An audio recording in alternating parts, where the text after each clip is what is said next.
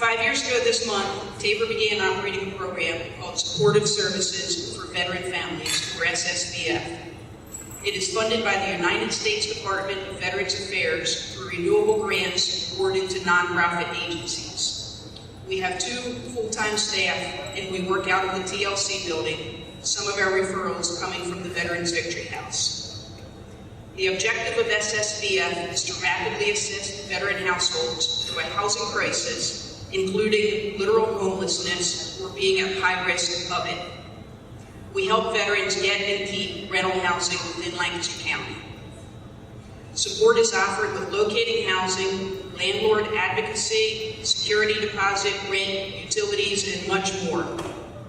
Other aspects of our services include connecting veterans and their family members to employment, to VA benefits and services, and to community resources that can furnish the opportunity for veterans to move through whatever obstacles they may be facing as they work to gain a stable living situation after a housing crisis. In the past 5 years, we have worked side by side with 262 veteran families in Lancaster County when they found themselves facing the traumatic experience of homelessness. We have had the good fortune of being part of the remarkable journeys of some very extraordinary people. Now, here to introduce just one of them is our housing case manager, Marissa Schertz.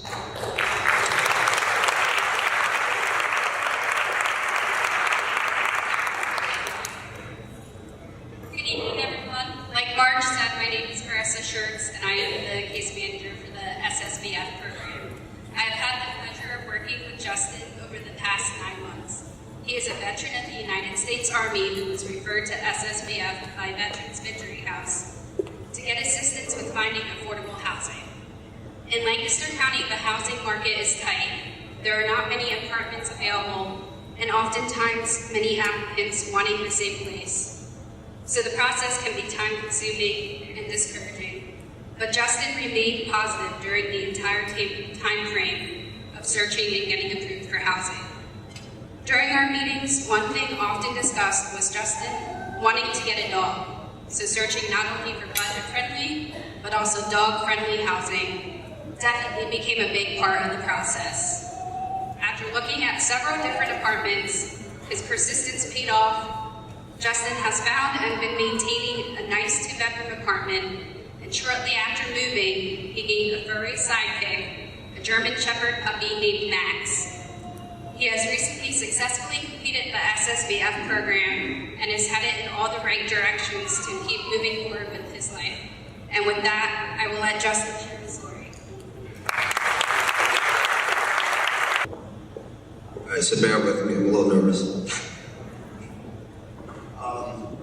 I guess to start, thank you. It was a pretty difficult journey. I guess I'm going to start by taking you back to when I was a kid, explaining to you the struggles I dealt with my whole life, getting in here, and then give you a little detail about how TLC helped me kind of reestablish myself and get back to where I am. As she said, I'm a veteran of 9 years, currently a disabled combat vet. Did a tour in Afghanistan from 2009 to 2010.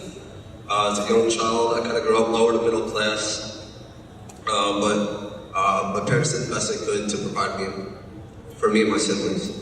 I had an amazing, loving mother to this day, is still always there for me and my siblings.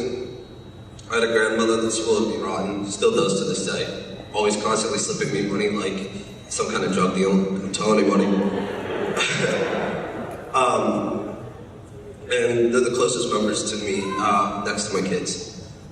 My stepfather, he was pretty physically and mentally abusive. I believe that he cared in some way, but just didn't really know how to show it. I'm glad to say to this day, though, I have no hate for him. In fact, in many ways, I kind of thank him for the way he was. I don't want you to think that by the statement that I think what he did was right, or that I'm grateful for having been abused. However, I'm grateful for what I've learned from it. From a young age, I was always very independent. Also did very well in school, in spite of my anger and discipline problems. In high school, I was an honor roll student, and for some years, a distinguished honor roll student. So I've had a lot of things happen since then. I knew from a very young age that I wanted to be successful, to have a family, to be someone people would look up to. I kind of always wanted to be a role model. So I started down the path by jumping straight into the military after high school, and I also started a family. Honestly, I was on the path to fulfill my goals and dreams. I had my family, a good career, and a house and kids and wife. I felt I could have taken on the whole world, as long as I had them beside me and I had them to take care of and protect. Everything was great. I was in college working for a great company with dreams of accomplishing big things with this company. I loved waking up to my kids, coming home to my kids, cuddling next to my wife. Everything to me seemed perfect. Sadly, however, it wasn't perfect. And this is where my story takes an unfortunate turn for the worse. Truth be told, I still don't know how it all happened. It was like being blindsided by a semi-truck. In 2015, my wife left me. Sure, we had our issues, but I never would have thought it would have led to what it became. After she left, I held it together for a little. I went to the mental ward for a week. I got out, went to work, paid rent, tried to just continue my normal life. However, I was empty and alone, and it just got worse from there. Shortly after she left with the kids, I received a call from work that children and youth were taking.